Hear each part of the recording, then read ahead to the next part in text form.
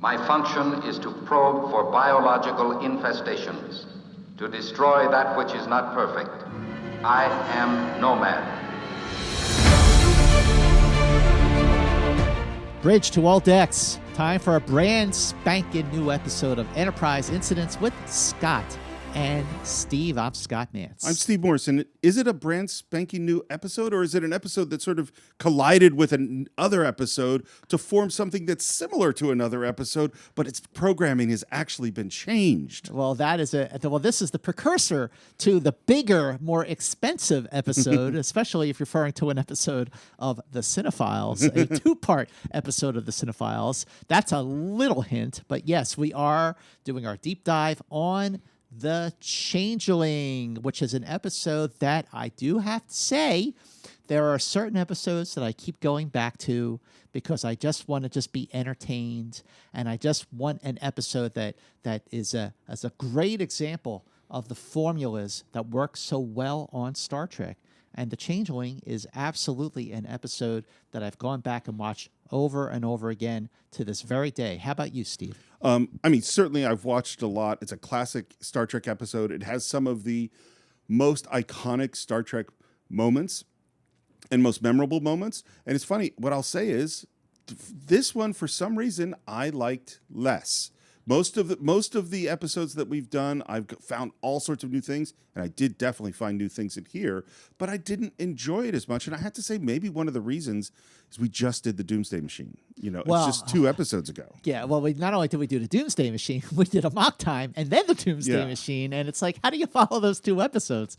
But I see what you're saying. I mean, this is an episode that because we've been taking such a deeper look at every single episode we've done thus far, rewatching it with a much bigger, like I would say, magnifying glass, has alerted me even more to just how derivative, especially, Star Trek the Motion Picture is on The Changeling. It's so derivative that fans have referred to Star Trek the Motion Picture as where Nomad has gone before. But there are so many merits to The Changeling. I really, really do like this episode a lot. It's a bottle show. It does all take place on the Enterprise, which is why the total cost of this episode came in $10,300 under budget. The budget of $185,000. The cost of The Changeling was $174,700, so way under budget. It's written by John Meredith Lucas. So that's right, ladies and gentlemen. Long before Star Wars had a Lucas, Star Trek had a Lucas. No relation to George Lucas, John Meredith Lucas, who was a 2-time Emmy nominee. And his stepfather, Steve, I'm going to say, is the director of what might be one of your favorite movies, Casablanca. Oh. Michael Curtis. Wow. His stepfather is Michael Curtis. But John Meredith Lucas, this was the beginning of a very deep connection that he had with Star Trek, because he also wrote Patterns of Force, A Land of Choice, and That Which Survives. And he directed The Ultimate Computer, A Land of Choice, and The Enterprise Incident, and a little bit of Obsession, as we'll find out when we do our deep dive on that with that episode's director, Ralph Sinetsky.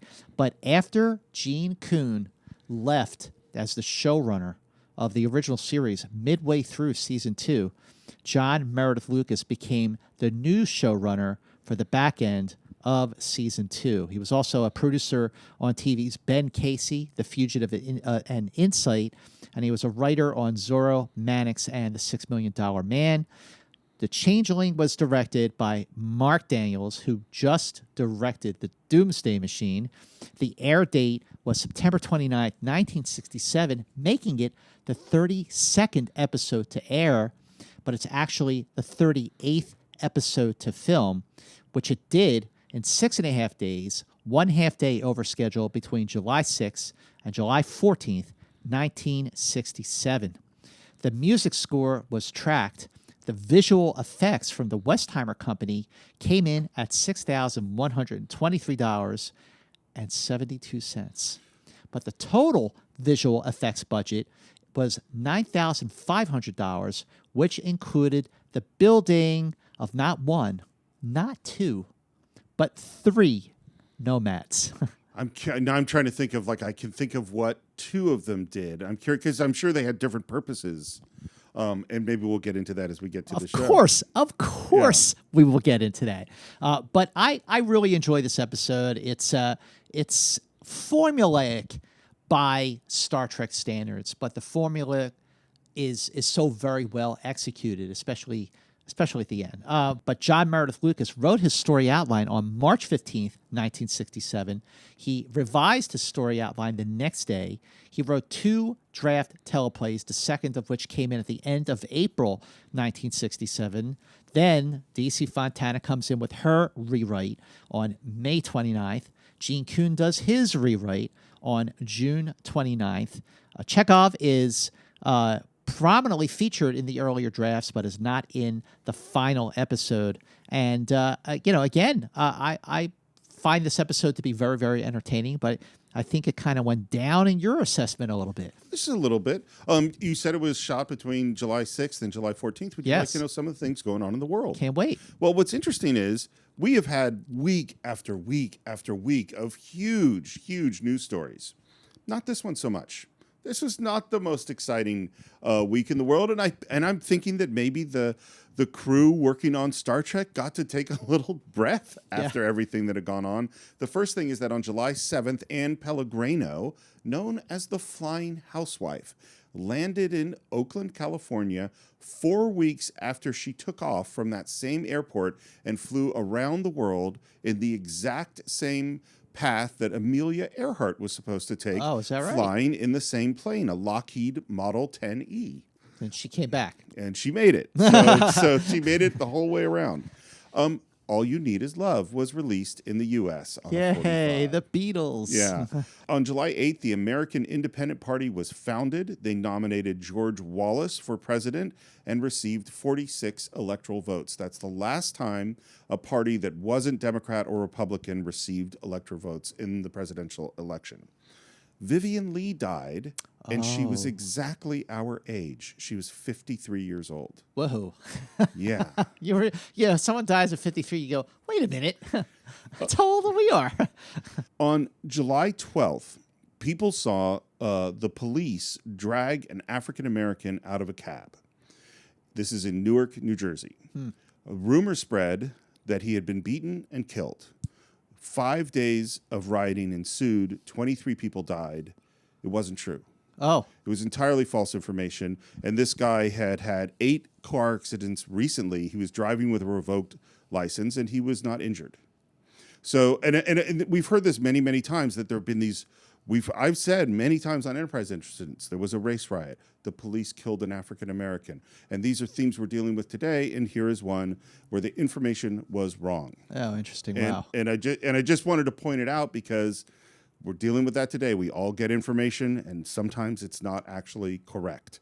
The World Intellectual Property Organization was signed to force people to respect intellectual property all over the world, and nobody has plagiarized anything ever since. Sure. The Bee Gees released First, which is their 3rd album. And it's so weird That's to confusing. me. I know, right? And I always have to remind myself, the Bee Gees, who I think of as a late 70s disco band, they were making music in the mid-60s. Yeah, well, you know how many people probably think that Saturday Night Fever is the Bee Gees' first album?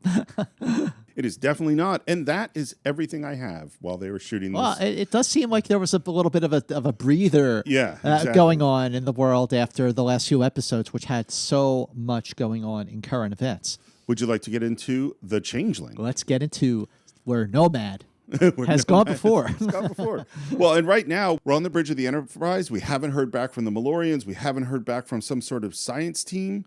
And then the long-range sensor sweep of this system reveals no sign of life. But that can't be. The last census reported a total inhabitation of more than 4 billion people. And this is right after the planet killer and the Doomsday Machine wiped out planet after planet and civilization after civilization. What's so weird to me is that it's 2 episodes after that in production order, and then I went like, well, maybe they're farther apart in air date order, but they're not. No. Changeling happened 2 episodes before the Doomsday Machine. That's right. It's really strange, but it also, and this is something that maybe we can dig into a little bit, the end of season 1 had all these episodes that were similar and dealt with similar themes, but dealt with them in different ways. And this is like, okay, this is actually the same thing again. We have a similar story that we're going to deal with that's going to be transformed in a different way. And interesting that the culprit of those civilizations being wiped out is a whole lot smaller. Whole lot Planet smaller. Killer. Maybe we need to see Nomad versus the Planet Killer. I wonder. Right. Who would win? Who would win? Wait a minute. Now that's a question for listeners. Yeah. If you were going to take the Planet Killer versus Nomad, who would win? Should go to our Facebook page, Enterprise Incidents. Let us know who you think would win, the Planet Killer or Nomad. Who are you betting on? Oh, I'm betting on the Planet Killer. I think I'm betting on Nomad. That's a I'm tough going one, with the though. Planet Killer. It is tough. It's a very interesting question. Okay, unlike with the Planet Killer, where there was rubble and debris everywhere, there's no signs of anything. Like if there had been a disease, if there had been a war, if there had been something, they would have heard something, but they didn't hear anything. And just as they're talking about this, the shields pop up because something is heading towards them really fast. It's going at multi-warp speed, Scott. That sounds really fast. Sounds really, really fast. And it's some kind of bolt of energy. We say red alert, and we get hit really, really hard, and that is the end of the teaser. That's a big teaser. By the way, when that bolt hits the Enterprise, normally if you're watching like Balance of Terror, in an episode where there's combat and the Enterprise takes a hit and there's the big jolt, and you see everybody go flying across the bridge. But the bolt that hits the Enterprise in the Changeling, in this teaser in the Changeling, is so it is so cataclysmic to the Enterprise. Like it really rocks them like back and forth, like as if to say like this is unlike anything that has hit the Enterprise. And it sure is, as we'll find out in the beginning of Act 1. Because in the beginning of Act 1, we come back, we hear that had power equal to 90 photon torpedoes. I rest my case. But Scott, is that as powerful as a beam of pure anti-proton? I mean, absolutely pure. So which is more powerful to our scientist friends listening to Enterprise Incidents? Pure anti-proton or 90 photon torpedoes? Cast your vote on Enterprise Incidents Facebook page. And we basically, our shields are down 20%, 3 more hits like that, and the shields are out. I'm having to divert the warp engine power into the shield, sir, if you want the protection. And I like that they do a calculation, which is how fast are these beams coming in? It's warp 15. Right. So they go... We can't outrun them. But, Scotty, we're doing the right thing. And I always, with these like this, I'm like, can't you turn? like these things are coming in a straight line. You see them coming like 30 seconds before. But if it's locked on target... Well, that's the question. Yeah, and I think let's say that they are. Well, because like Kirk says, evasive maneuvers to Sulu, and then and then they he get says, hit, yeah. Sulu, I said evasive maneuvers, and they're losing power. You're right. Yeah. And they get hit. The shields are holding, but they do have some kind of location for this thing. They got some bearings, and so they arm their photon torpedoes. They fire the photon torpedoes. I always love, by the way, it's classic Star Trek. You go arm torpedoes. The torpedoes are ready, and then there's a pause. Fire. Yeah. It's like, what were you waiting for? But it was just one torpedo he fired. Oh, really? I thought they fired multiple. No, just it's one. like they fired one photon torpedo. Direct hit. No effect. Target absorbed full energy of our torpedo. So it was one torpedo. Why did they fire like a bunch? Right. Then follow up with like phasers. But it was just one torpedo. Well, you know what? Because unlike Matt Decker, Kirk does not reinforce failure. Is that he sees, the torpedoes didn't work. I'm not going to repeatedly shoot the Planet Killer when my phasers are doing absolutely nothing. I think. Yep, that's right. Kirk learns mighty fast. Yeah. And another blast is coming in. I love this line where Kirk asks Mr. Scott, "Can we take it?" And his response is, That's problematical, sir. which I love because yes, it doesn't matter. We're either going to take it or we're not going to take it. Yeah, we're going to gonna take get it hit. either way. Hopefully, we'll survive. And they do survive, but their shields do not survive. Now they're like, let's try to talk to this thing. To unidentified vessel, this is Captain James Kirk of the USS Enterprise. We are on a peaceful mission. So here we have this moment where Kirk tries to communicate with the oppressor, with whatever is attacking the Enterprise. Communication. Now, they went one step further in some of the earlier versions where they shot some hydrogen, like a hydrogen cloud, into space and projected Kirk's face onto the hydrogen cloud.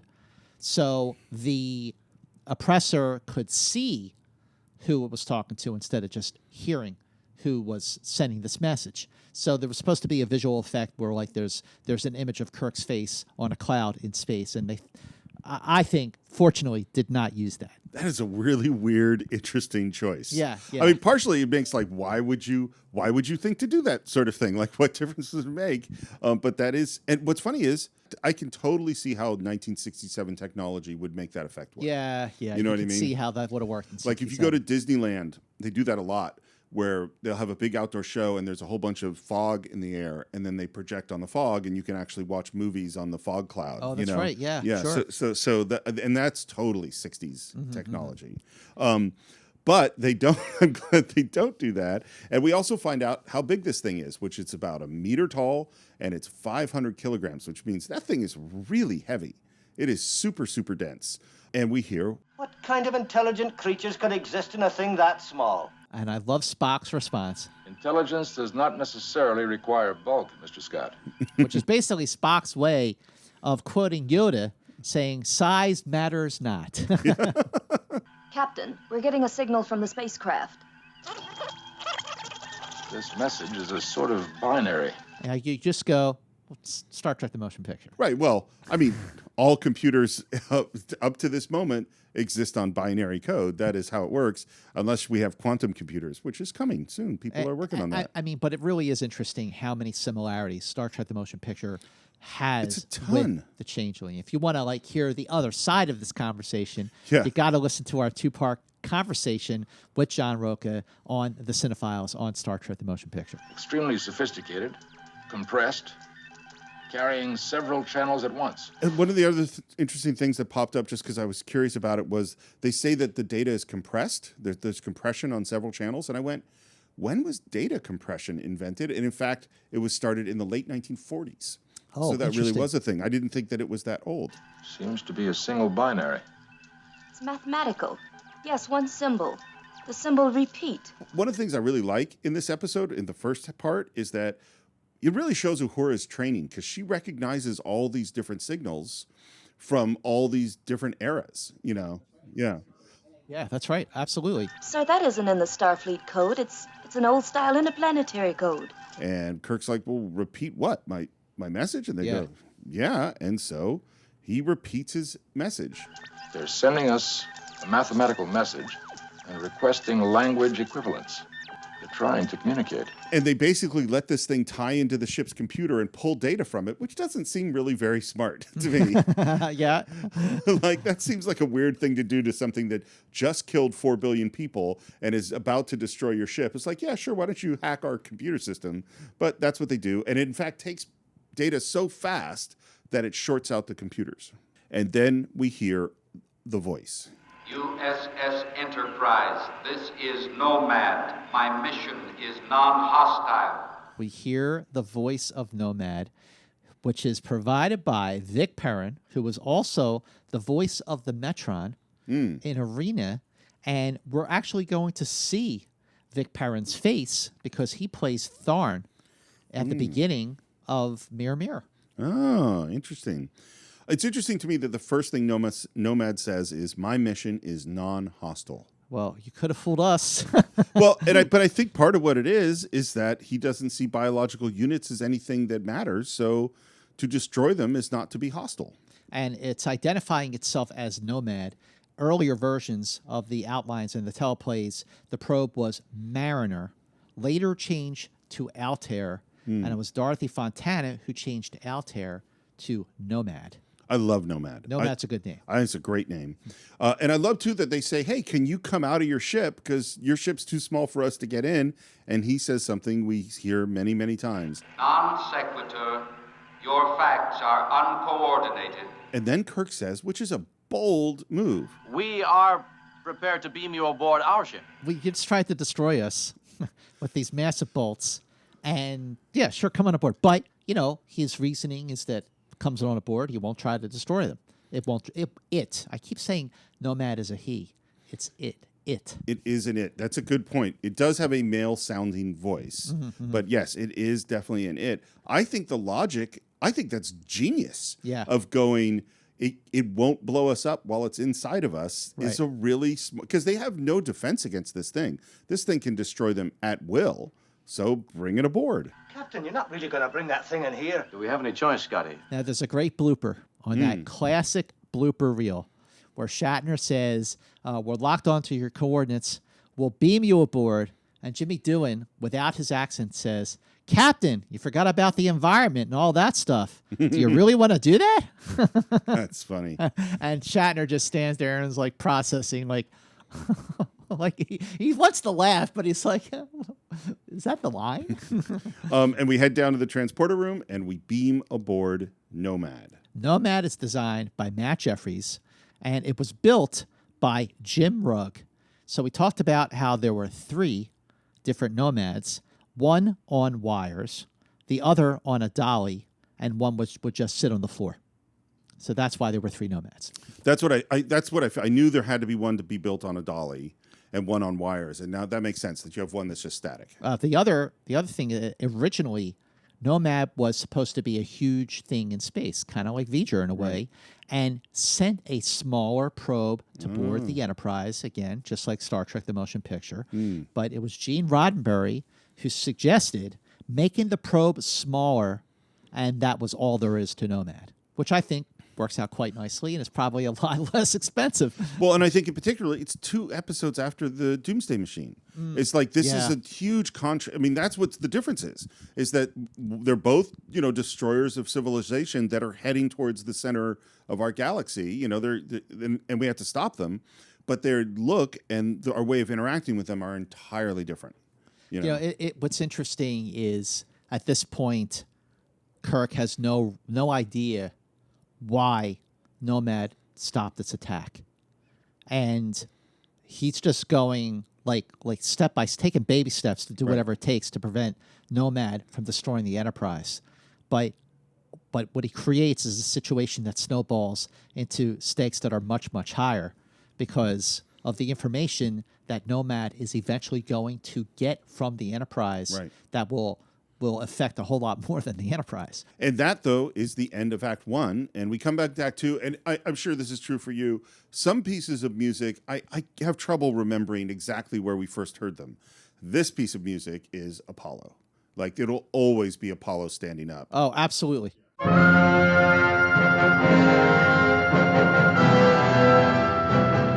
Sensor readings, Mr. Spock? Negative, Captain. It has a protective screen. I cannot get through. At first, they're like still thinking that this is a ship with a whole bunch of little people inside. And that's how they talk to it. And that is not what's going on at all. And Nomad asks, Relate your point of origin. And first they tell them United Federation of Planets. And its response is, Insufficient response.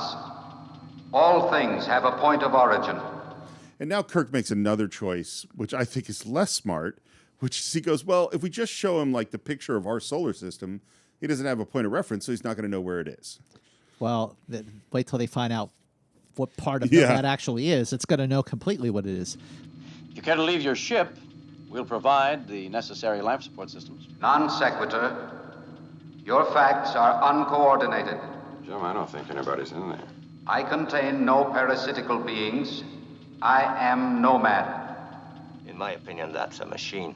And this is the first clue of kind of thematically of what I think this thing is about, is Nomad asks, because someone said, in my opinion, and Nomad asks, I am Nomad. What is opinion? An opinion is a belief, a view, a judgment. Here's why I think this is important. Okay. Is that Nomad is all about logic. He's binary. He's ones and zeros. Things are either true or not true. Beliefs don't fall into those categories. Beliefs only happen when you are human. A computer doesn't believe that something might be something. A computer either knows or doesn't know. Right. And that is what this whole episode is going to be about, is this idea of, and that's what's interesting to me, is like, well, what is it that Nomad is trying to do? Yeah. And what exactly does it mean? And we hear a really interesting thing, which is they ask, what is your source of power? It has changed since the point of origin. There was much taken from the other. First mention of the other. I am perpetual now.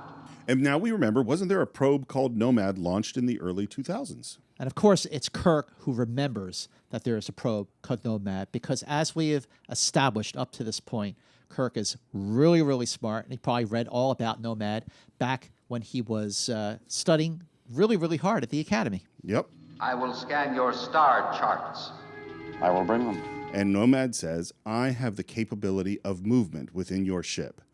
And it moves, and everyone has a big reaction. And to me, it's like the thing was flying through space. Right, The right. fact that it can move doesn't really seem like a really shocking trick. Yeah, I mean, of course, Kirk is probably thinking, like, I'll bring them here so you don't Right. see too much of the ship. Right. But then it started to move, and it's like, oh, okay. And we're in auxiliary control, and Nomad's looking at some star charts. And then Nomad asks the questions that proves Kirk's plan of it not understanding where this was is not working. Right, exactly. You are from the third planet, Yes. a planet with one large natural satellite. Yes. The planet is called Earth. Yes. You are the creator, the Kirk. And again, another very interesting parallel to Star Trek: The Motion Picture, the creator. So just going on, when Kirk identified himself as Captain James Kirk, and that was why Nomad stopped its attacks on the Enterprise. So Nomad has come to this epiphany that Kirk is the creator. Yep. Its creator. And McCoy, I love, it's good to have McCoy to ask the question. Well, I'm not the Kirk. Tell me what your function is. This is one of your units, Creator. Yes, he is. It functions irrationally. And this, again, this is the key of what this episode is about. Because, I'm kind of more interested as I think about it, well, what are we saying about this? Mm-hmm. Because repeatedly what we're saying is that humans function irrationally. We are not rational. And I like Kirk's response when he says, this unit functions irrational. He goes, sometimes. Now we hear what Nomad's programming is. My function is to probe for biological infestations, to destroy that which is not perfect. I am Nomad. And at that moment, the look on Spock's face, he is startled, because that's basically everything. Well, again, and it really goes to, what defines perfection? Mm-hmm. Yep. And the answer, of course, is Nomad defines perfection. Or so it thinks. Did you destroy the Malurian system? Not the system, Creator Kirk. Only the unstable biological infestation. It is my function. And McCoy, as you would expect, is starting to get mad. Mm-hmm. And we got to settle him down. We don't know how Nomad reacts to emotion. Unstable infestation. The population of 4 planets? What kind of function, Doctor? And Kirk's next question is, why do you call me the creator? Is the usage incorrect? Great moment. Kirk is like, well, and then Spock interrupts Kirk and says, The usage is correct, Nomad. and basically saves the day Yeah. with this interruption. Creator was simply testing your memory banks. And then basically goes, let's go talk outside. Yeah. So they head out to the corridor, leaving Mr. Singh in charge of Nomad. And if Mr. Singh looks familiar, he's played by Blaisdell McKee. You recognize him as Lieutenant Spinelli, the helmsman from Space Seed. I have correlated all the available information on the Nomad probe, and I am convinced that this object is indeed that probe. It's ridiculous. Earth science couldn't begin to build anything with those capabilities that long ago. And Kirk also remembers the Nomad probe from his time at the Academy. Its mission was essentially peaceful. It's like, why was it essentially peaceful? You mean some part of it wasn't peaceful? And back in auxiliary control, Mr. Singh gets up kind of close to Nomad. A little too close. Too close. And there's a light that flashes at the top of Nomad. I never knew what that light meant, like if it was irritated at Mr. Singh, irritated as a computer can be. I feel like Nomad was like looking down on everybody else. It's like you showed up somewhere and it's your dad's house, and your dad's house is filled with rats. Yeah. You're like, why are you living with all these rats? Oh, like, wow. You know what I mean? Like, what, Sure. Why do you have all these? You made me. Like, why would you hang out with them? Bridge to auxiliary control room. Check in, please. One moment, Lieutenant. And then basically has to do something else, and he leaves the channel open, and Uhura starts singing. And she starts singing Beyond Antares, which is the song that she sang in The Conscience of the King. And Nomad perks up. You know, his little antenna goes up. He's like, what's that? I keep saying he. It's it. It says, like, what's that?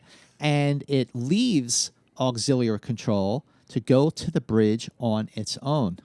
And we're in the briefing room, and we see a picture of Jackson Roykirk. This is the creator of Nomad, perhaps the most brilliant, though erratic scientist of his time. And Jackson Roykirk, that photo is actually of director Mark Daniels. Oh, that's awesome. Isn't that cool? That's and awesome. Mark Daniels is wearing the dress uniform that Scotty wore from Spacey. Oh, okay.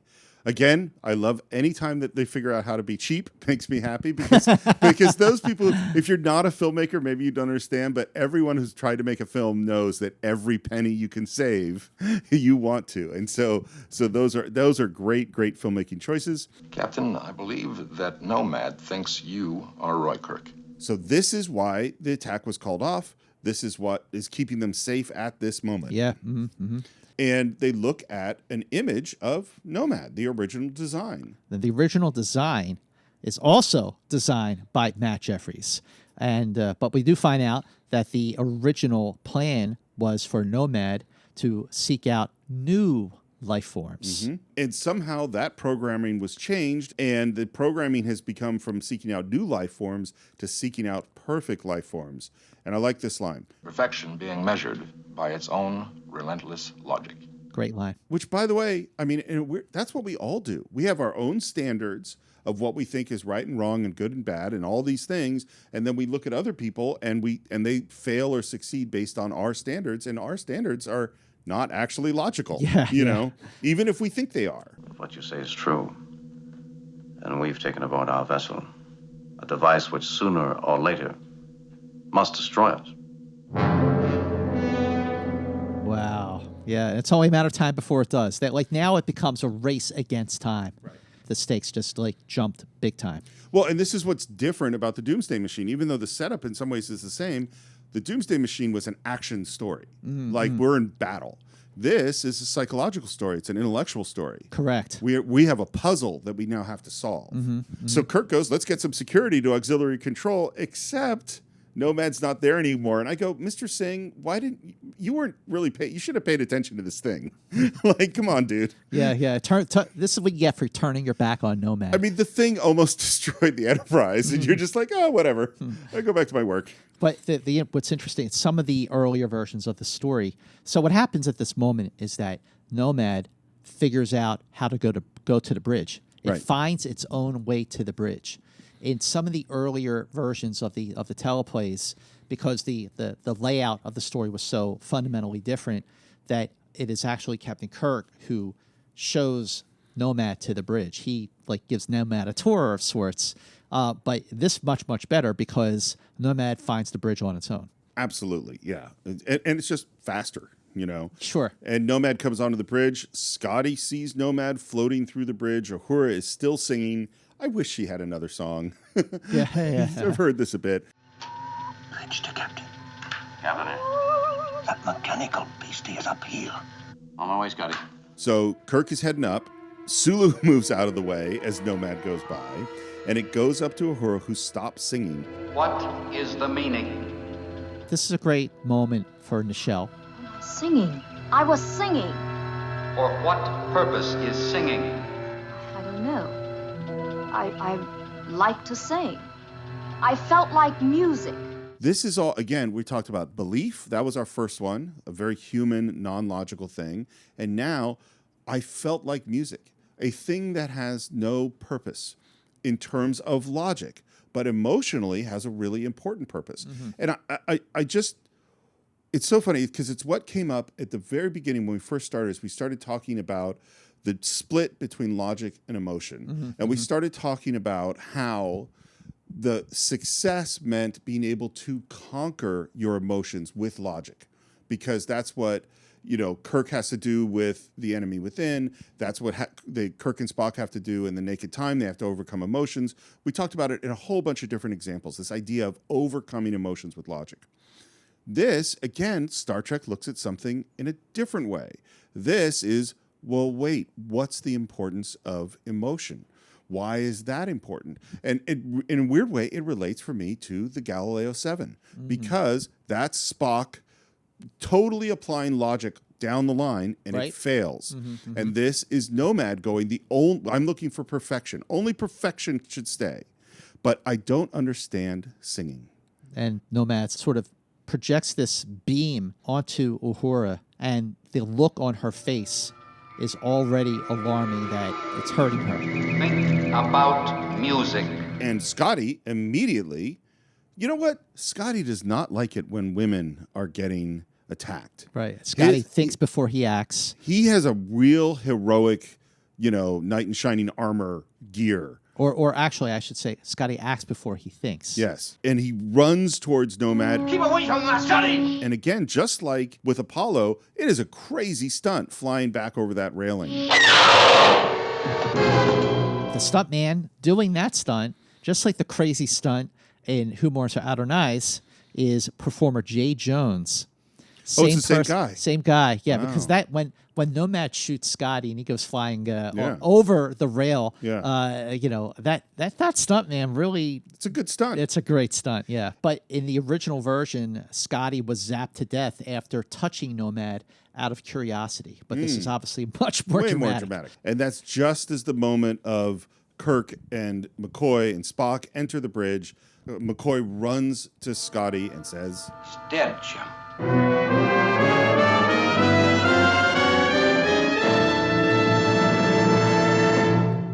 And we're back in Act 3. And Kirk is mad. Like, really mad. I mean, it's fun. One of the weird things about Star Trek is sometimes people die, like 4 billion people, and we don't have much of an emotional reaction. Scotty dying does. Why did you kill him? The unit touched my screens. That unit was my chief engineer.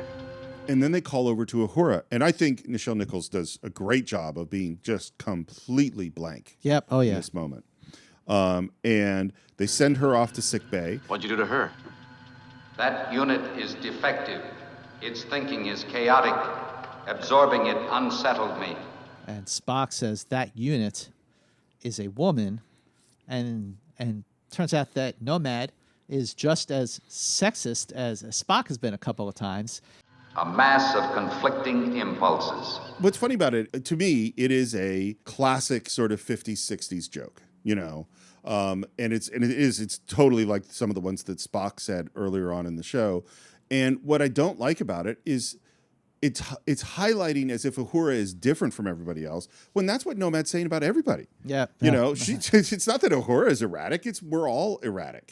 Will the Creator effect repairs on the unit, Scott? And they're like, what? He's dead.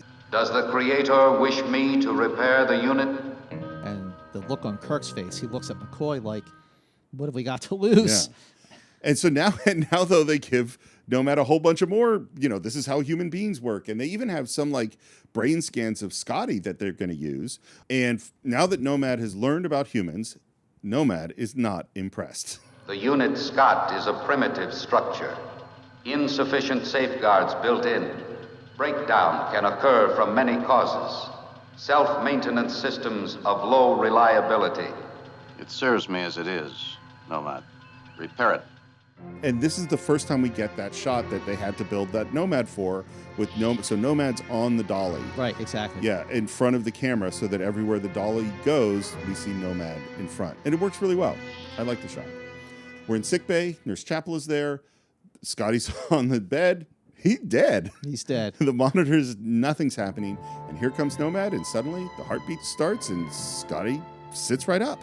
What are the lot of you staring at me for? Nomad has resurrected Scotty. So this is the second time that a major character has died and been brought back to life after McCoy in Shore Leave. And you could argue, well, didn't Kirk also die in a mock time? Ish. He appeared to die. I would say that that simulating death, that neural paralyzer didn't kill him. It simulated death, so he wasn't actually dead. Yes. So there you go. One of the interesting things, and again, it goes to like not having really thinking about continuity, but man, we could have learned a lot from Nomad. We could have Yeah. if Nomad hadn't been so aggressive with its attacks. And I like that Scotty's sort of right back in. He's still right in the moment where he died. That thing did something to Lieutenant Scotty, Uhura. she's being taken care of. It's all right. They settle Scotty down. The unit, Scott, is repaired. It will function correctly if your information to me was correct. I'd like to check it out if you don't mind. A man is not just a biological unit that you can patch together. Again, I really think this is on theme. A computer, if I unplug it and plug it back in, it's the same computer. That's not true with humans. Mm-hmm. You know, what are we is more than just a bunch of circuits. Well, and it goes to, on a weird level, like, do we have a soul? Nomad, come here. He looks over at Uhura, who's just staring blankly, and Kirk says, Repair that unit. Not possible. and for Kirk, it's like, well, Scotty was dead. She's still alive. This should be easier, right? And Nomad's reply is, The unit, Scott, required simple structural repair. The knowledge banks of this unit have been wiped clean. Now, originally, a crew member named Yeoman Barbara Wilson had her brain drained after she was whistling. So it wasn't like Uhura after singing, but it was Gene Roddenberry who suggested that Nurse Chapel suffer the brain drain. But then Gene Kuhn and Dorothy Fontana said we should make it Uhura. If that is correct, if there has been no brain damage, but only knowledge erased, she could be re-educated. Bones? Yes. I'll get on it right away. and then he turns back towards Nomad and says, And in spite of the way you repaired Scotty, you metal ticking... Does the Creator wish Nomad to wait elsewhere? By the way, Spock interrupting McCoy after McCoy keeps going after Nomad might have saved McCoy's life. 100% agree. Because McCoy is acting so irrationally, emotionally and illogically. Eventually, Nomad is going to say this is the prime example of sterilization, Absolutely. And it could have killed him. I 100% think Spock saved his life in that moment. I also don't believe McCoy. I think this is too... I know McCoy's irascible, and I know McCoy has emotional outbursts, but they're literally they're standing next to this thing that could kill them at any second. I don't believe that McCoy would do this. It seems just too far. Nomad, you will go with these units. They will take you to a waiting area. This poor red shirts. And then with Nomad still in the room, he says, Take it to the top security cell on the brig. and it's like, Nomad can hear you. I'm standing right He's here. standing right here. And then Spock tells McCoy, basically, dude, I saved your life. I interrupted you because Nomad would not have understood your anger. It has great technical skill, but its reaction to emotion is unpredictable. It almost qualifies as a life form. That's a laugh. Which is funny because, again, I go to like Metamorphosis. We had a really broad view of what constituted a life form. Sure, absolutely. And here a really narrow one. And I think there are definitely reasons to say that Nomad is a life form. It's thinking on its own. It's artificial intelligence. Yeah. But who's to say how much the other was actually a life form? Maybe the other was a little more organic than Nomad was organic. But I think that Nomad absolutely qualifies as a life form, the way it is behaving. Right, and I think there's going to be even more evidence that it's a life form coming up. Mm-hmm. And now we have this moment that we've had many, many times on the show. Spock says, Study of it would be of great use, Captain. It's a killer, Spock. I intend to render it harmless. We heard this in Devil in the Dark. We've heard this over and over again, this idea, and this moment between Kirk and Spock. And again, what's interesting, in this case, we are going to kill it.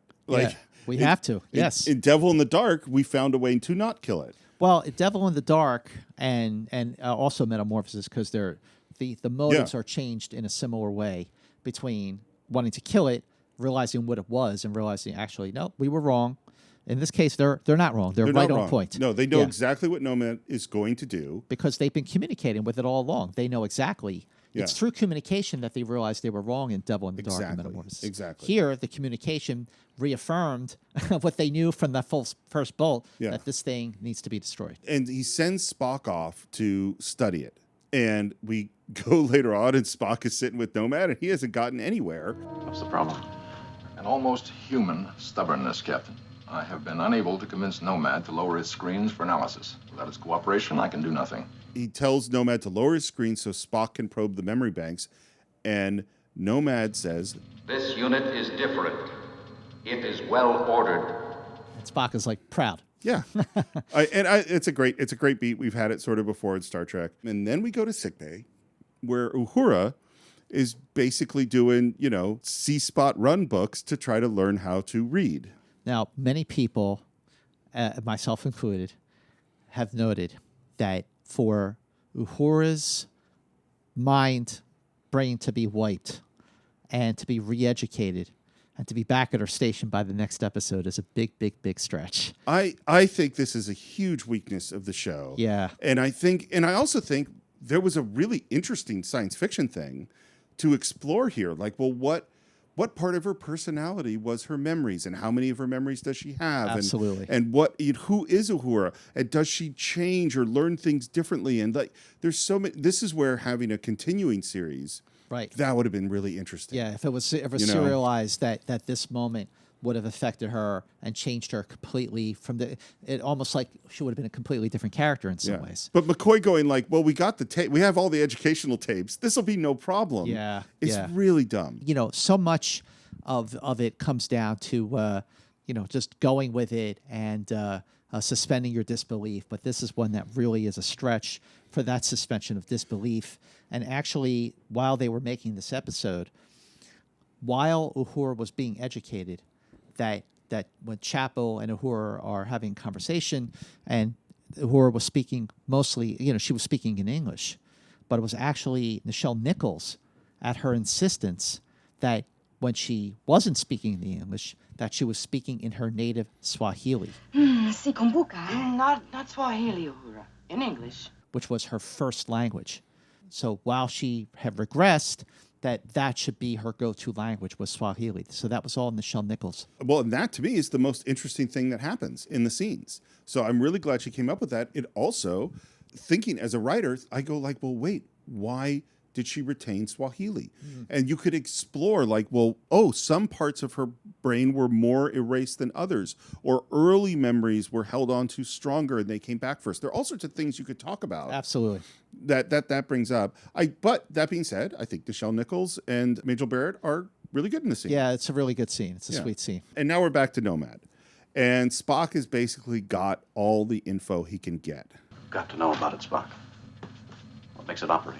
It's compulsion for perfection. Captain, I suggest the Vulcan mind probe. Vulcan mind probe between Spock and Nomad.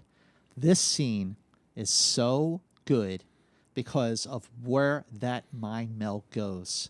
It becomes a little disturbing, a little unnerving, that Nomad soon will turn the tables on Spock during this process. Well, and this is, remember earlier I said there's more evidence that Nomad is a life form?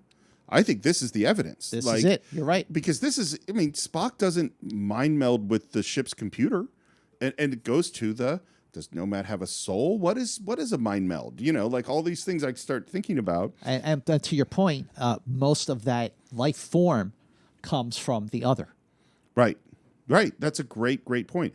Well, I remember when we did talk about motion picture on Cinephiles that you brought up, I think, the fan theory that where V'ger had gone to the machine planet was in fact to the Borg. Oh yeah, that was my theory. Yep. Yeah.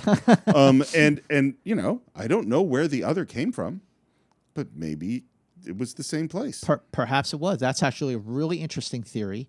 That even back in the 23rd century, that there were connections with the Borg that we did not fully realize until Q took us there in second season. So Spock goes for the mind meld. I am Nomad. I am performing my function.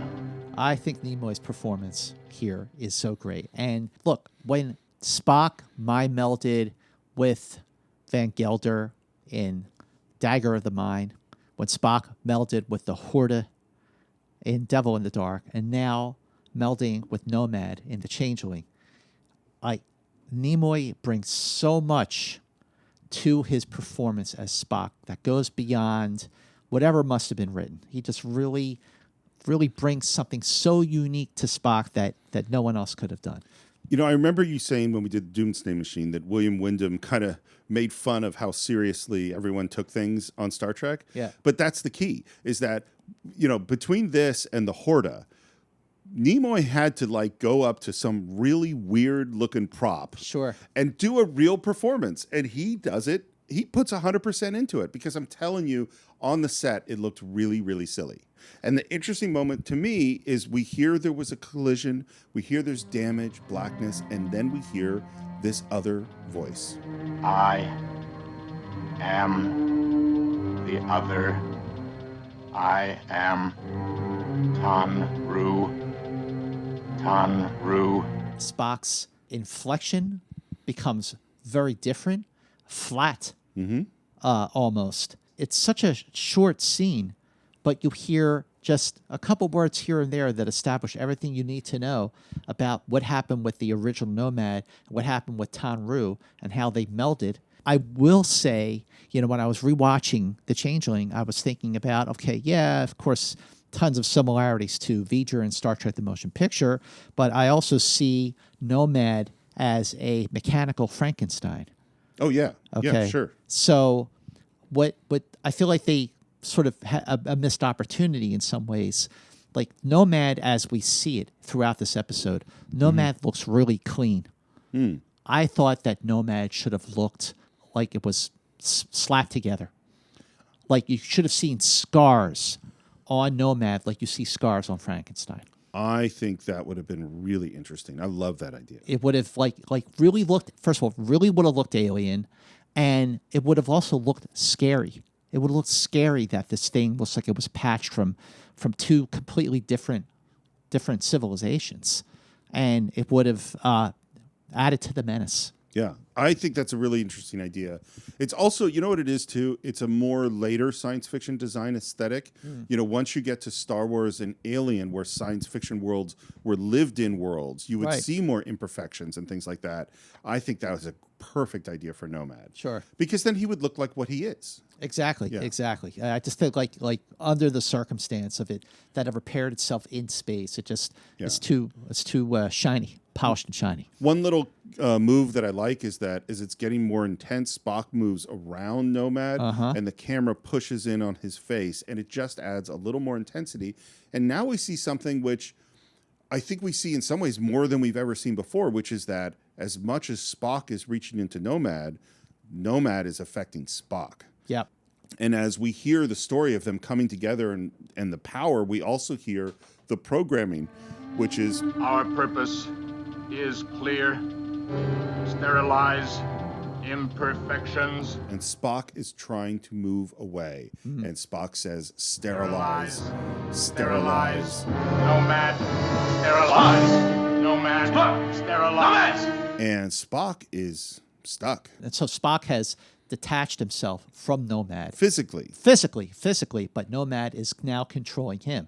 And I think that's a really great point that you brought up about how this is like probably the best example of what makes Nomad a life form. Nomad. You're in contact with the unit Spock. Nomad. Stop. Sterilize. Stop. Acknowledged. Kirk takes Spock out into the corridor so Spock can come to his bearings again. You know, we've been talking about, you know, that although you and I adore Captain Kirk, that in a lot of ways Spock is the central figure of Star Trek, or the most important. And his journey that culminates, you know, much with this very, very wise man, much, much later in the movies and even Next Generation. And one of the things that we talked about was, I think Spock says that Van Gelder is the first time that Vulcan has mind melded with a human.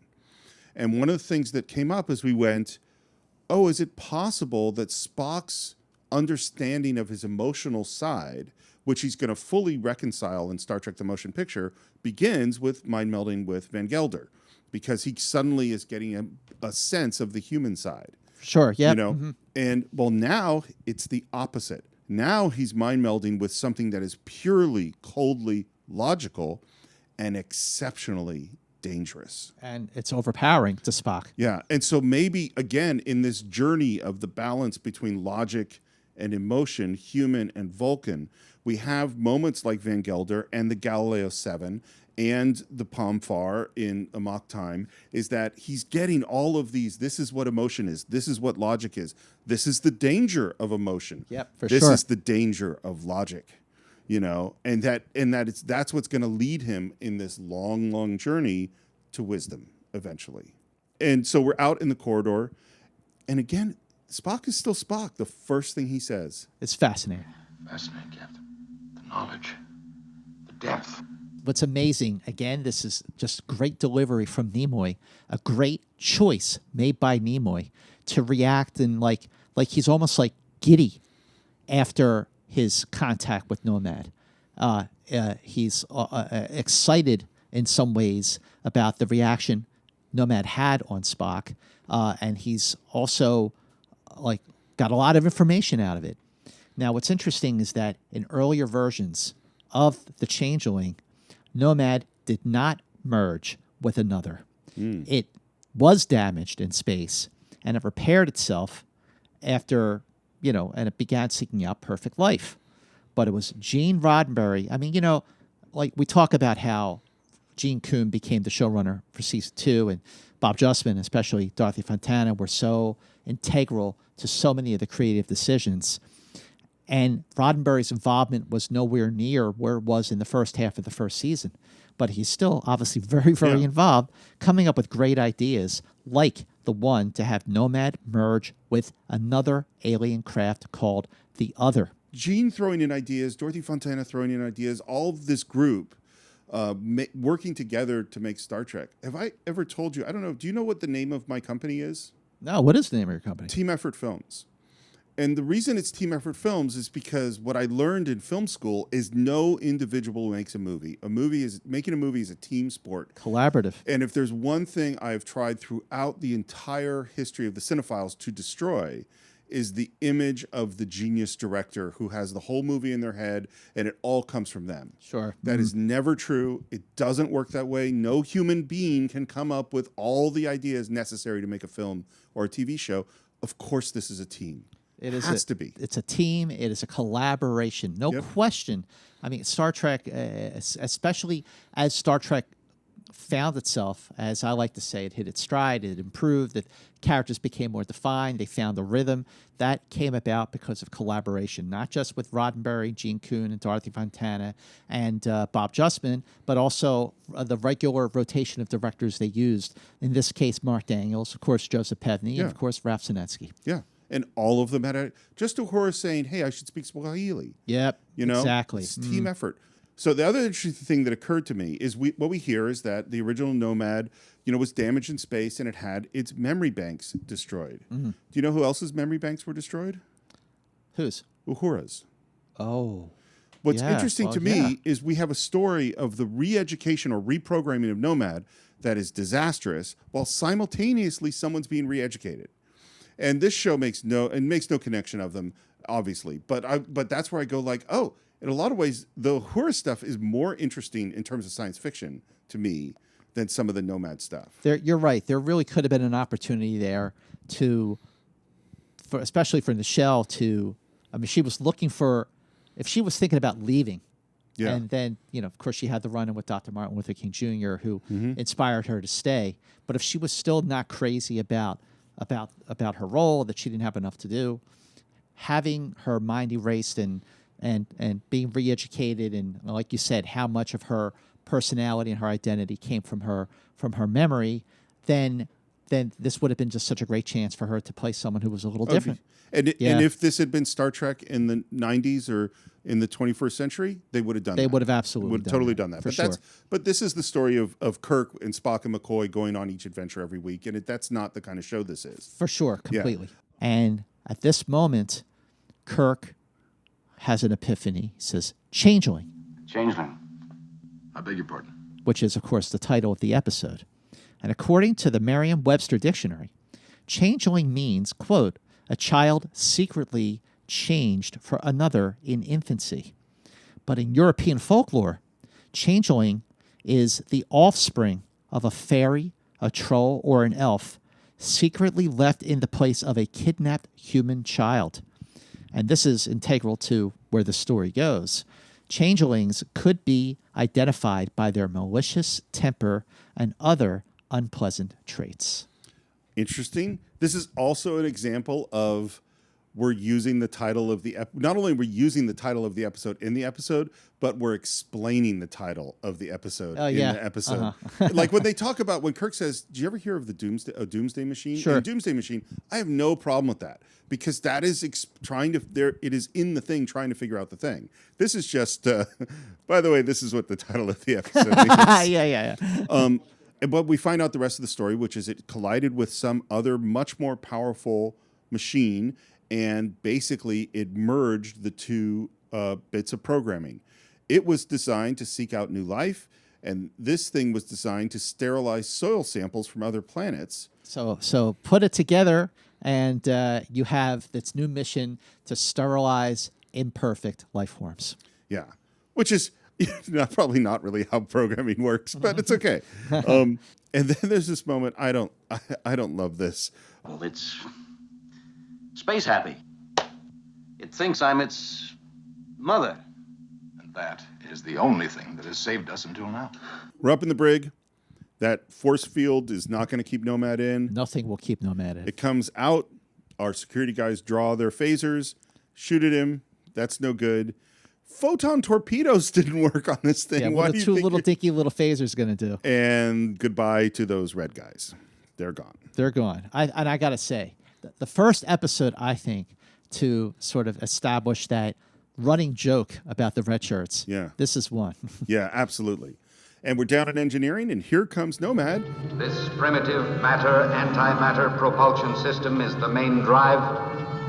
Aye. Inefficiency exists in the antimatter input valve. I will effect repair.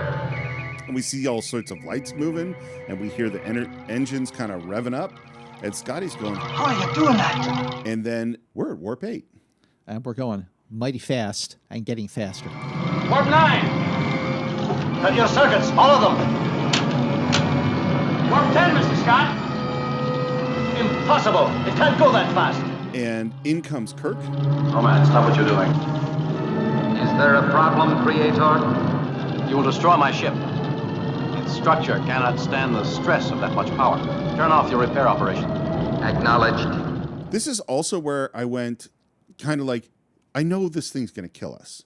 But in the meantime, Nomad, would you explain to Scotty what you did so he could write it down? This would be very useful information. Well, what I noticed here, and I never noticed this before, so Kirk walks in, and you see Kirk kind of like wave Scotty away. Yeah. I never noticed that before. Yeah. And this is also when Kirk finds out about the two security guards that have been killed.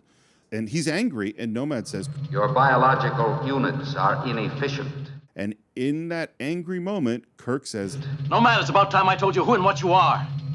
I'm a biological unit, and I created you.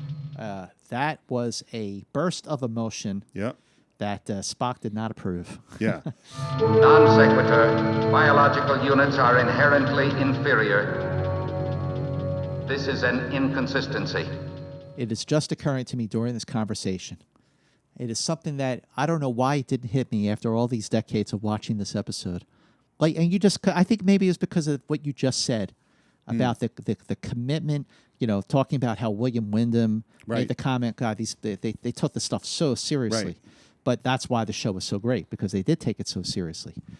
Like, when you look at William Shatner's performance, especially Shatner's performance in this episode, that he is committing to a prop. Right. He is so committed to that prop, he gives that prop life.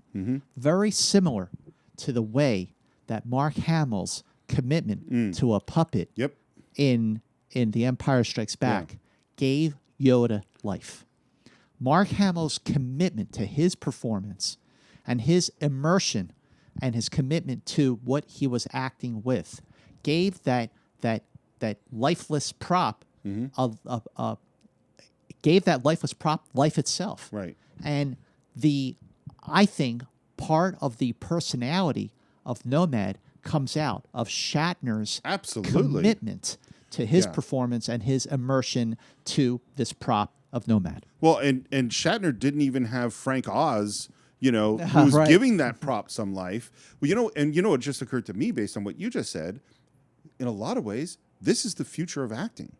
Is so much of the biggest movies made today are people acting with blue screens, people acting with people dressed in blue suits with Sure. weird balls on them. Yep. People, there is so much where we have actors who have to be 100% serious in things that look totally ridiculous. And Vic Perrin, who provided the voice of Nomad, he was actually on set. Oh, he was on set. He was on set because obviously, as you notice, whenever Nomad talks, the lights blink.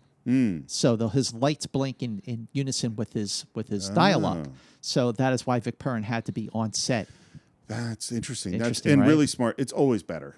It's because otherwise you have the script supervisor reading off-camera lines, and that can be kind of rough. But I never occurred to me like Shatner is just so good that it just didn't occur to me. He's just doing. Right. He's playing a character. Well, what you said is absolutely right. He and Nimoy make this metal thing seem alive. Absolutely. And then Kirk sends Nomad off with another 2 guards. One thing, by the way, I would have said to the guards, "Hey, security guards, no phasers. Put your phasers down. Just get rid of them because they won't work on this thing, and that's how it's going to save your life." And the scary moment is Kirk says very strongly, I have given you new programming, and you will implement. And Nomad does not say acknowledge. Nomad says, There is much to be considered before I return to launch point. I must re-evaluate. There are multiple scary things about that. One is, I'm not taking the command. 2, I'm going to reevaluate, and then Spock brings up what the third one is. Captain, it may have been unwise to admit to Nomad that you are a biological unit. In Nomad's eyes, you must now undoubtedly appear imperfect. And Kirk immediately acknowledges it. It was a foolish mistake. I love that. Good leaders can admit when they're wrong. Absolutely. And that's Kirk has admitted when he was wrong many times. Even worse, Nomad just now made a reference to its launch point, Earth. And when it gets there, it will carry out its mission, sterilize. Yeah. That's scary. And that is the end of Act 3.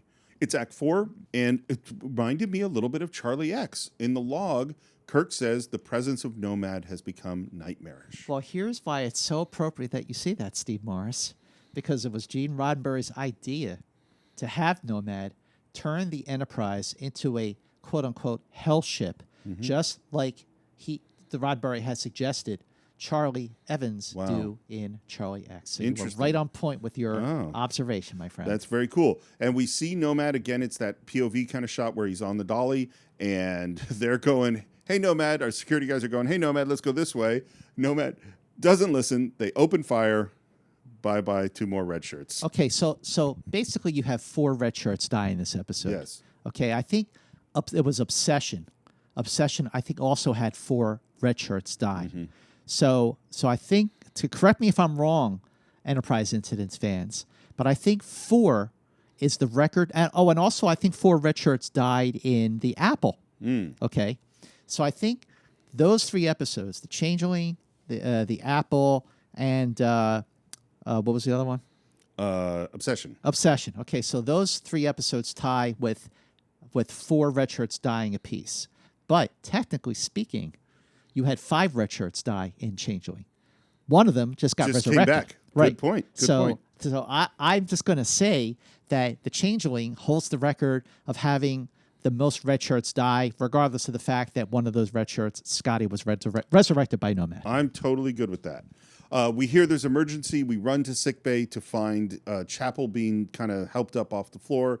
And what we hear is that Nomad was searching the medical records. Whose medical records? Yours. And found that its creator is as imperfect as all the other biological units.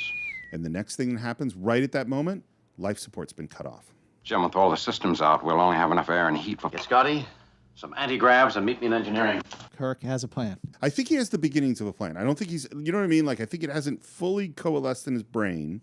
We go into engineering. There's a bunch of passed out people. Now, let me ask you a question. So Kirk passes by. There's a engineering officer at his station, and he's unconscious. And Kirk goes over, checks his pulse, and has a look on his face. So is that engineering officer dead? I don't think so. And here's where, and I think that would be more red shirts. Yeah. Definitely up your number. But I don't feel like Kirk's response to them is that they're dead. This is where Nomad's not consistent. If Nomad's plan is to kill everybody, why didn't it kill Nurse Chapel? Why isn't it just going through the hallways shooting people? We know it can do that. Why are these people unconscious or dead but have bodies rather than just disappearing? Well, I think he's just unconscious because I think so too. Because when it killed the security people, it made them disappear. But when it killed Scotty, it just knocked him over the thing. See, that's a good point. Why did it make Scott? Thankfully, it did not make Scotty disappear. Well, and this is where it's just that's how they wrote it. Yeah. You know what I mean? Like, that's just like that's what it was. Yeah. You just saved us about 2 hours of a digression. But then there'd be no end. Like if we got on the show and just went, "Hey, everybody, this is how they wrote it. See you later. See ya." Keep going boldly." Any orders Nomad to restore life support? Nope, that's not going to work. You're programmed to obey the orders of your creator. I am programmed to destroy those life forms which are imperfect. And what Nomad is doing is he's going to kill all the biological infestations in the ship, but keep the ship. I don't know what Nomad needs the Enterprise for. Well, the Enterprise, maybe. Okay. Does Nomad think it's a life form? Maybe Nomad wants to help it achieve consciousness. Interesting. I am perfect. I am Nomad. No, you're not Nomad. You're an alien machine. Your programming tapes have been altered. You are in error. You are a biological unit. You are imperfect. Again, Nomad is holding on to what it thinks reality is. Now what Kirk does, and this is where I really think he comes up with a plan. Yep. He establishes logical points, gets Nomad to agree to the logical points, and then destroys them. Well, this is absolutely. I think you're right. I think when Kirk said, "Hey, get Scotty, meet me in engineering with the anti-gravs," he definitely didn't have his plan formulated. Yeah. He's thinking as he goes along right now, like it's really hitting him. I created you. You are the creator. But I admit I am imperfect. How could I have created such a perfect thing as you? Answer unknown. I shall analyze. What's so interesting is watching Nomad can't let go of its own version of itself. The term in psychology is cognitive dissonance. Is that, and we all do this all the time, is that we cannot see our own imperfections and we blind ourselves to them. Like someone cuts you off on the freeway and you go, "God, that guy's a terrible driver." Yeah. Then you cut someone off on the freeway and you go, "Eh." You know, sure. We do this all the time. We do it as a country. We do it as individuals. And Nomad is doing it right now. I will not accept information that shakes up my worldview. I am Nomad. I am perfect. That which is imperfect must be sterilized. You must sterilize in case of error. Error is inconsistent with my prime function. Sterilization is correction. You know what he's doing? He's like a prosecuting attorney leading the witness into a contradiction. And as we established in Wolf in the Fold, Shatner is really good at that kind of a performance because of the many different attorneys that he has played over the course of his incredible career. It's true. First, he establishes a way to make him imperfect, and then he establishes what is your programming. Everything that is in error must be sterilized. There are no exceptions. And that's it. I gotcha. Wait a minute. Hang on. I'm your creator? Yes, you're the creator. I created you? You are the creator. You're wrong. I love how once Kirk goes on the attack, he is relentless. Jackson Roy Kirk, your creator, is dead. You have mistaken me for him. You are in error. You did not discover your mistake. You have made 2 errors. You are flawed and imperfect. And you have not corrected by sterilization. You have made 3 errors. I gotta say that of all of the different ways that Kirk has used logic to talk a computer into destroying itself, this is the best. Like when you look at, okay, I mean, What a Little Girl's Made Of is kind of a, you know, he talked Corby into killing himself. Yes. But definitely Return of the Archons with Landru, right. Definitely the M5 in The Ultimate Computer. This is the best of the moments, the best of all those great classic moments where Kirk talks a computer into killing itself. I 100% agree. But but there is an incredibly divisive episode of Star Trek that I like, that many people don't like, that has a very enjoyable one, which is I, Mud.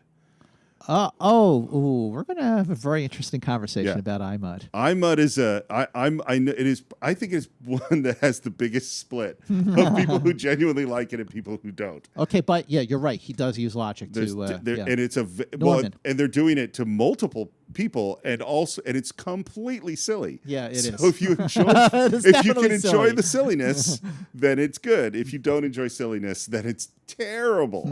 And man, once he hits him with this logic, Nomad loses it. Error.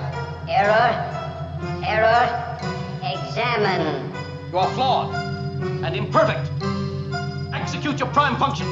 I shall analyze error. Nomad is executing its prime function on itself. And what I should have said is that Spock and Scotty with the anti-grabber thingies have just showed up, and there's a moment where Kirk kind of waves them to settle down. Back, yeah. And now he says, okay, get the anti-grabs on. And I love what Spock says. He says, logic was impeccable, Captain. We are in grave danger. That's a great great putting line. Those two lines together is great. And Nomad is freaking out. They grab him with their anti-grav things, which you have to because he weighs 500 kilograms. And they run it to the transporter room. Yeah. It's funny, by the way, that you and I are having pronoun problems in 2021. Yeah, it is, isn't it? This is definitely a year of pronoun problems. Error. We get to the transporter room, and what Kirk does before beaming Nomad off into deep space is the last strike.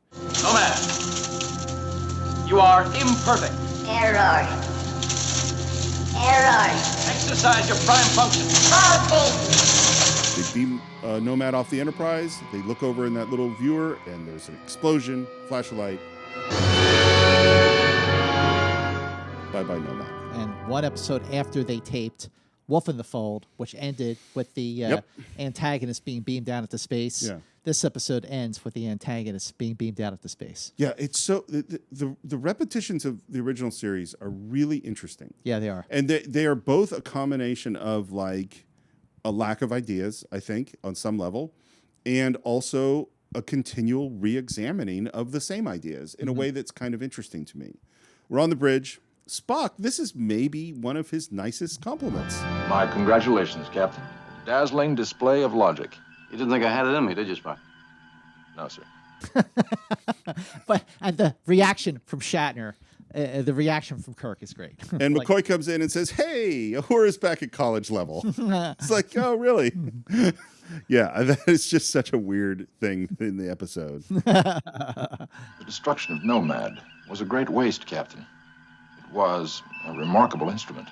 Which might well have destroyed more billions of lives as well, Graham. Besides, what are you feeling so badly about? It's not easy to lose a bright and promising son. I hate this one. But see, I liked it up until this moment. I liked the Coonism with the Spock the logic, 100%. Fascinating display of logic. You didn't think I had any? No, sir. That was great. That's great. End the episode. Yeah. Right. Because this next one is... It thought I was its mother, didn't it? You think I'm completely without feelings, Mr. Spock? You saw what it did for Scotty. What a doctor it would have made. My son, the doctor. Kind of gets you right here, doesn't it? It's terrible. I think it's I think it's terrible. I don't think it's funny. I don't think it's in character for Kirk to say this. And 4 crew members dead and 4 billion people are dead. You know? Yeah, I hear you. I mean, and I know that's Star Trek, but if you had ended on the dazzling display of logic, I would have thought, great. But this one I don't like. Maybe they should have ended on dazzling display of logic. But you know what? I like it. I mean, I see your point, but I do like it. I don't love it, but I like it. Okay. So we've reached the end of the Changeling. I'm very curious what the people of Star Trek thought of it. Well, Dorothy Fontana said, we loved Nomad. And Nichelle Nichols said, it was one of my favorite stories. I liked the warmth between myself and Majel Barrett. It was beautiful. So, Scott, what I've been so fascinated by in doing the Changeling is that we're back to this split between logic and emotion. It's something we talked about from the very beginning of the show, of that from the cage on, that characters had to overcome their emotions, overcome their desires, use their logical mind, like Kirk has to do in The Enemy Within, in order to survive. But we've also, and this is what's amazing about Star Trek, is we present the other side of the argument in things like the Galileo 7, where actually it's emotion that's really what you need to be paying attention to, and that logic only takes you so far. And now we have Nomad, this creature, this entity who's only looking for perfection. Everything has to be perfect. And you have Uhura who's singing because she felt like music, something that is not logical. And what occurred to me is like, if we follow logic too far, we lose all the fun stuff. Absolutely, we do. All Sure. the fun stuff exists in ways that aren't logical. Like, you have a really good friend and you always kind of, give each other crap in a way that you love. Well, that's not logical. And yet that's what the friendship is. There's so much of joy that comes from things that are rough and difficult and overcoming adversity and all of these things. And that's all the stuff that Nomad is missing out on. And it's also all the stuff that Mr. Spock is missing out of, that he is, over his long journey through Star Trek, going to move towards a balance. And that is the balance that Star Trek is teaching us about. And I think one piece of him finding that balance is mind melding with Nomad and seeing the coldly logical, empty, and hugely destructive place that seeking of perfection leads you. So that's a really great point. So I think after that very unique perspective and a very fitting perspective, Steve, I think that Spock was changed by his mind meld with Nomad. I think Spock's mind meld with Nomad, seeing the depths of the coldness of logic, has helped Spock further subtly advance him towards humanity.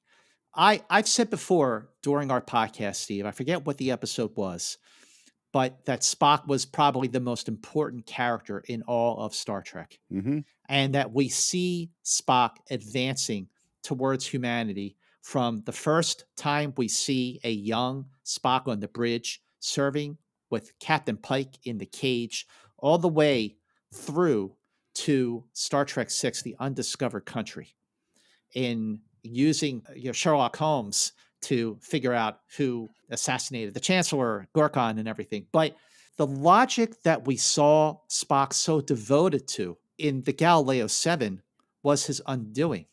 It wasn't until an emotional outburst of sorts, an expression of emotion, desperation, that he basically, saved the day, but also made him a better captain, made him a better commander when Kirk is not on the bridge. And we saw that pretty soon after the Galileo 7 in the Squire Gothos for the first part of the episode when Kirk was gone. We saw that in Humors for Adonais when Spock was using positive reinforcement to motivate his crew. Yeah. It's not logical, but you get a better effect of it. But the issue with Nomad here is that Nomad is looking to sterilize imperfections.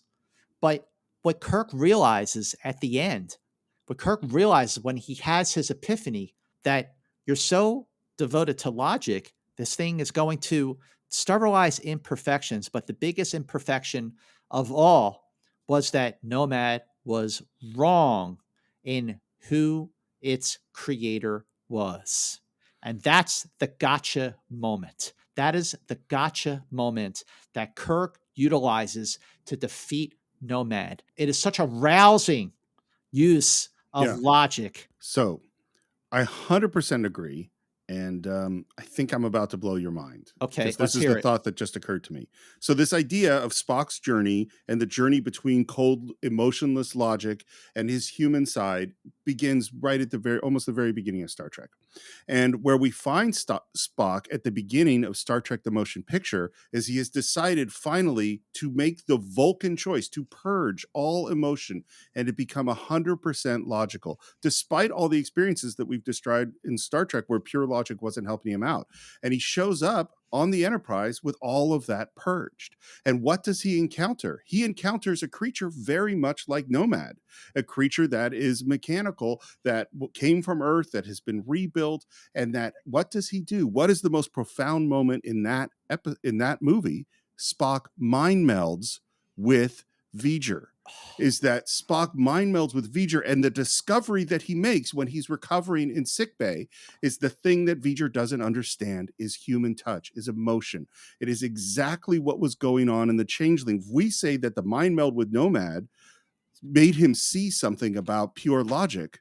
Well, the end of that story is the mind meld with V'ger, where he confirms it. And finally, that's where he finally finds balance, is he goes, oh, I need this human part. I need this feeling part. That is, and so maybe, and the fact is, something that people don't know is that we were about to release our discussion on Star Trek: The Motion Picture from the Cinephiles as supplemental episodes in Enterprise Incidents, and you can hear us going over these exact moments in the story. Absolutely. First of all, the Star Trek: The Motion Picture was always seen as way too close to home when it came to the Changeling, for obvious reasons. But Steve, for you to point out that Spock does a mind meld with Nomad, and then Spock does a mind meld with V'ger, it's right there. I mean, it's like in the motion picture, he's hanging his hat on his mind meld with V'ger, but I never saw that as just another similarity to the Changeling, which is why it is actually perfect for us to be able to release both parts of our deep dives on Star Trek: The Motion Picture from the Cinephiles, which is not just you, Steve, and me as a guest, but also John Roca, your regular host and partner on the Cinephiles, who has been a frequent guest for us on Enterprise Incidents, and he's going to be back very, very, very soon. So we are very excited. When you're done listening to this podcast episode of The Changeling, make sure you dive into our 2-part deep dives of Star Trek: The Motion Picture, which come from the Cinephiles, and we're going to release them as supplements here on Enterprise Incidents pages, and you will see just how similar in all the right ways, really, that both of these stories really are.